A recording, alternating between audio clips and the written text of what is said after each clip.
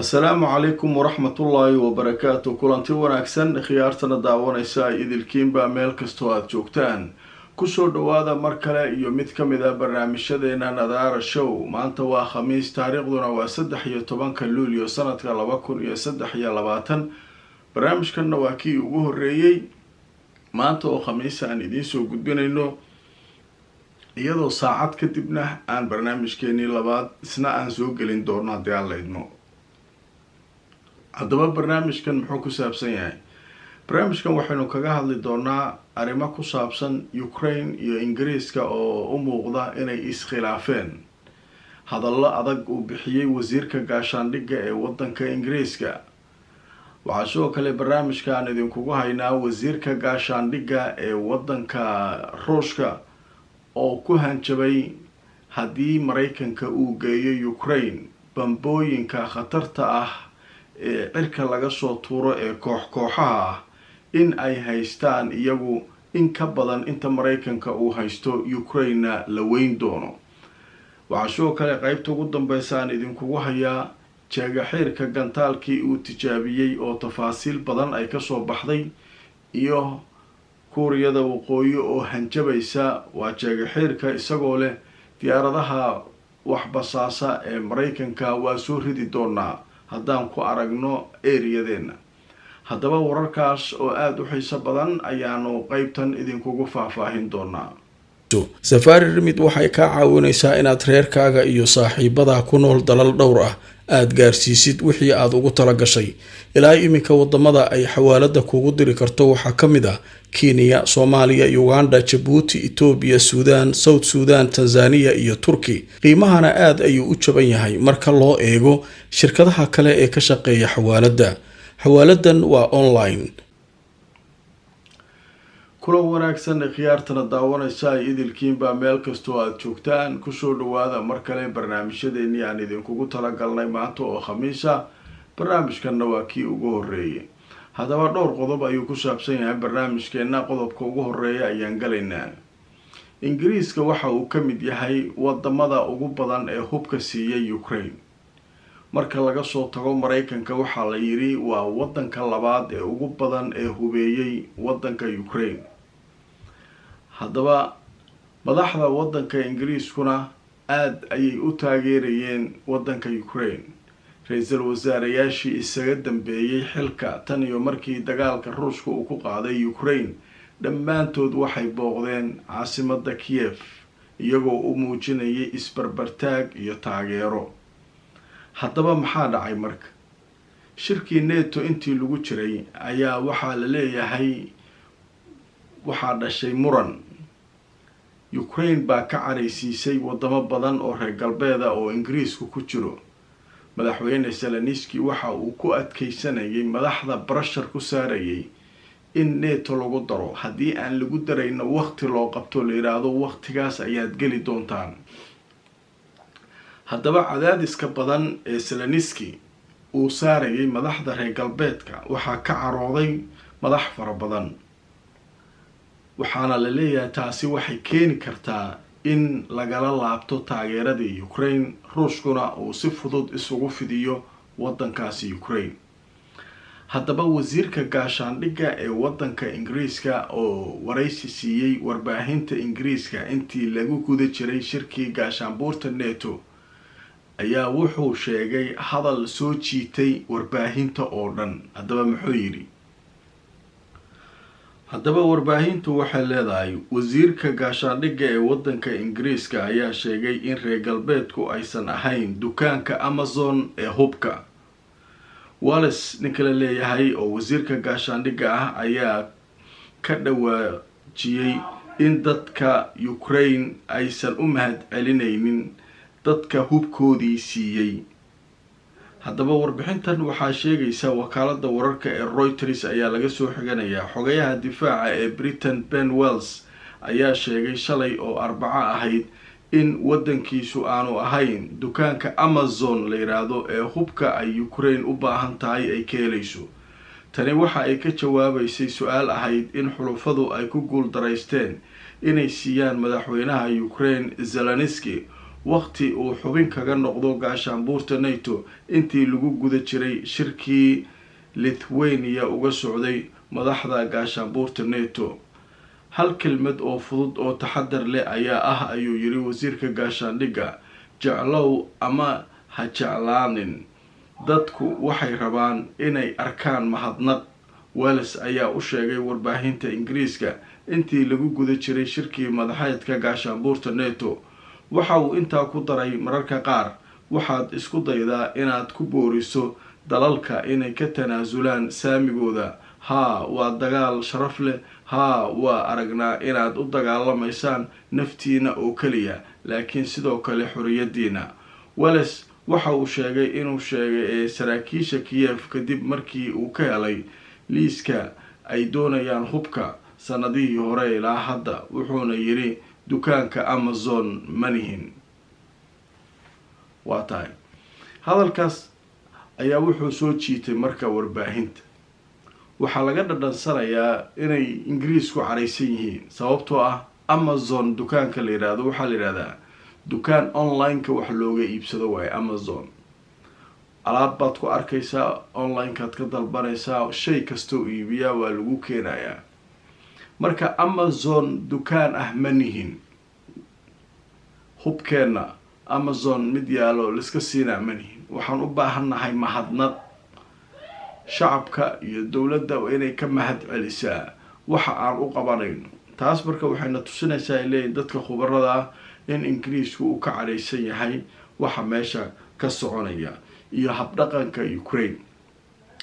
haddaba meesha marka waxaa kasoo baxaysa in Ukraine ay buuq badan ka dhalisay shirkii madaxeedka NATO, iyadoo aada ugu doodaysa inay gaashaanbuurta NATO ka mid noqoto, taasoo Maraykankuna diiday, dalal kalena ay diideen. inkastoo dalal kale ay rabeen inay maaragtay Ukraine waqti xataa loo qabto la yiraahdo waqti hebel ayaad galaysaan. marka arrinta marka alcumuum meesha marka waxaa ka muuqata isfahmi waa inuu yimid oo ku saabsan dhinaca Ingiriiska iyo Ukraine. Ingiriiska oo ah wadanka labaad ee ugu hubka siinta badan wadanka Ukraine. haddaba maxaa dhacaya haddii reer galbeedku hubka ka joojiyaan Ukraine? qof kasta wuu ogyahay Ukraine waxa ay hadda ku dagaalamayso waa hubkii maalin walba loo daldalayo. haddii hubkaas uu joogsado ama isfahmi waa uu yimaado, dee Ruushka iskama celi karaan, hubna ma soo saaraan Ukraine. saas darteed dagaalku wuu soo gabagaboobayaa. marka si kasta oo ay arrintu tahay, arrintaa marka halkaa baan ku joojinaynaa. qodobka kale ayaan u galaynaa. dhowaan Maraykanku wuxuu sheegay bambooyinka kooxaha loo rido ee la yiraahdo qanaabil cunquudiya inuu siinayo wadanka Ukraine. bamkaas horaa uga soo sheekeeyey. waa hal bam oo markii lasoo rido intaasoo bam ilaa 80-100 xabo ay kasoo farcamayso oo hal mar ay soo wada daadanayaan. bambooyinkaasoo intaasoo maaragtay mitir 1,000 mitir iyaguna ay dadkii jooga dhibaato u geysanayaan. marka wasiirka gaashaandhigga ee wadanka Ruushka ayaa isaguna wuxuu leeyahay annagu waa haysanaa waxa Maraykanka uu haysto in ka badan. bambooyinkan Maraykanku haysto kooxda ah kuwa Maraykanka kuwa ka culusa noo yaala. waxaan ka digaynaa in Maraykanka uusan halkaa isku keenin. haddii la keeno oo Ukraine isku daydo inay u isticmaasho ciidamadeeda, waxaa dhici doona maaragtay cashar aan weli la arkin ayuu leeyahay. haddaba Al Jazeera ayaa warbixin ka qortay. maxay leedahay?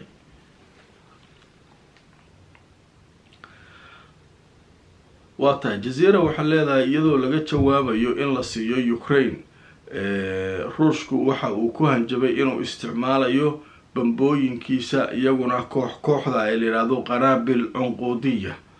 marka Ruushka marka wuxuu leeyahay haddaad keentaan waxaas waa ciyaartaydu leeyahay.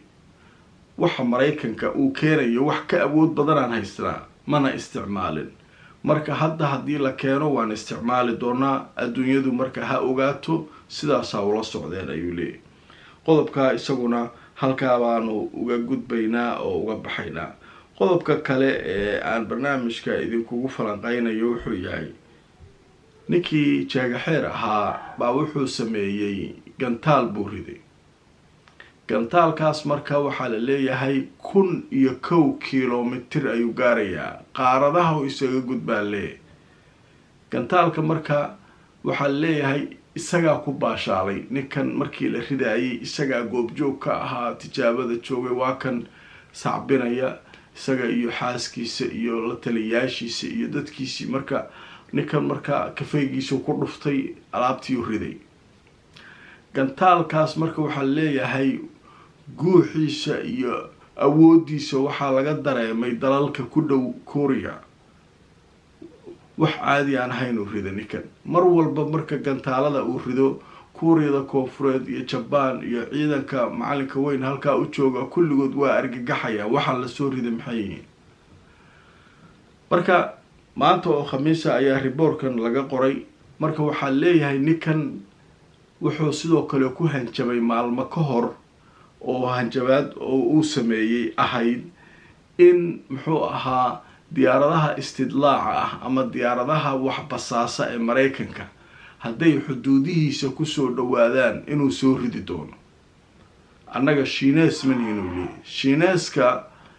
Shiineeska markii diyaaradaha istidlaaca Mareykanku tagaan, diyaaraday u diraan ka baxa wada xagga tagaa, markaasay diyaaradihii Mareykan soo laabtaan. annaga taasoo kale ma sameynaynu leeyahay. annaga wuxuu leeyahay haddaaba ku aragno dhulkay taallaa, ha ogaadeen Mareykan iyo adduunyadaba. midda kale waxaa leeyahay ninkan gantaalkan uu ridayo maalmo ka hor golaha ammaanka ee qaramada midoobay ayaa cunaqabateyno cusub inuusan gantaalo ridi karin saaray. ninkan qaramada midoobay iyo waxa kan iyo filinkan dhan maba qoraba, horaa idinku sheeg aniga waaba iska dhagatira. ninkan qaramada midoobaa saan tiri iyo golaha ammaankaa saan yiri iyo waxa dhan wuxuu u haystaa xertii macalinka leh inay meesha fadhiyaan, isagana macalinka ishayaan. marka war maba ka dhageysanayo kuwaas. marka ninkan marka sheekadaas waa isaguna uu riday saacadii ugu dambeeyay. marka Korea xogaa way kacsan tahay, iyadana xaalkeedu halkaasuu maraa. marka dhammaan adduunyada oo dhan markaa fiiriso xaalkeedu maalinba maalinta ka dambeysa waxbaa isa sii qasmaya. dagaalkii wixii war hadda soo dhacayna wuxuu leeyahay Ruushku waxa ay si rasmiya ciidamadiisu ula wareegeen hub fara badan oo kooxdii Wagner ay lahayd ayaa lagu wareejiyay, iyadoo kooxdana ay markaa wasaaradda gaashaandhigga u qorayso ciidamada. marka hubkoodii iyo waxoodii oo dhan ciidamada dowladda ayaa la wareegay. sheekadaas dee waa horaa uga sheekeenay. maalin walba Ruushka waxbay sheegayaan. Wagner waa la wareegnay, waxay tageen Belarusia, xaggay tageen, macalinka weyn waa laisku wareeriyay. arrintaas sheekadiisa halkaabay ku wareertay. taliyaha mukhaabaraadka wadanka Ruushka ee arrimaha dibadda u qaabilsan ayaa sheegay inuu la kulmay dhigiisa Mareykanka, ayna ka wada hadleen arrimo muhiim ah. wuxuuna sheegay inay aada u falanqeeyeen in reer galbeedku ku lug lahaayeen waxa isku daygii Wagner ay ku doonayeen inay wadanka khalalaase uga ridaan Ruushka, taasoo ay ka wada hadleen. waxay sidoo kale ka wada hadleen oo Mareykanka iyo nimanka sirdoonka ugu sarreeya Ruushka ka wada hadleen. meeshay ku kulmeen iyo xilligii ay kulmeen lama sheegin, laakiin waxaa la dabayaaqadii bishii June ayaa la arkay markii goorba 24kii qolada Wagner Moscow tageen ay dheen kadib meelahaas waaye. marka meesha isku arkeen wixii weli lama sheegin. marka laakiin waxay leeyihiin waxaa la isla fahmay in maalin wada hadal uu dhici doono oo ku saabsan arrimaha Ukraine, oo Ukraine arrinteeda la xallin doono. marka ninkan Ruushka ayaa warbixinta siiyay warbaahinta Ruushka. marka wuxuu leeyahay labadeena sirdoon waa ka hadalnay, dagaal kastana marbaa la wajihi doonaa wada hadalkiisa. marka qaabka wada hadalka iyo wixii weli la islama qorsheynin. marka tafaasiil kale oo dheer iyaduna arrintaa kama soo bixin. haddaba wixii wararaya soo kordha barnaamijyadeena kale ee soo socda ayaan idinkula wadaagi doonaa. goordhow waxaan idiin soo daynaynaa barnaamijkii labaad ee maanta aan idinkugu talagalay oo saacad kadib aan soo gelin doono haddii Allah awood li ka raali noqdo, oo asna arrimo muhiima aan kaga hadli doono. haddaba intaadan ka bixin fadlan like saar, barnaamijka share gare in badan oo naga mid ah si ay barnaamijyadeena u helaan, adigana mar walba aan soo gelino ay kugu soo dhacaan. fadlan haddaad ku cusubtahay subscribe saar youtube-ka, haddaad ku cusubtahay facebook-gana follow garay. inta aan mar kale barnaamijyadeena ka lamid ah ku kulmayno meel kastoo aad joogtaan waxaan idinkaga tegayaa sidaa iyo nabadgelyo.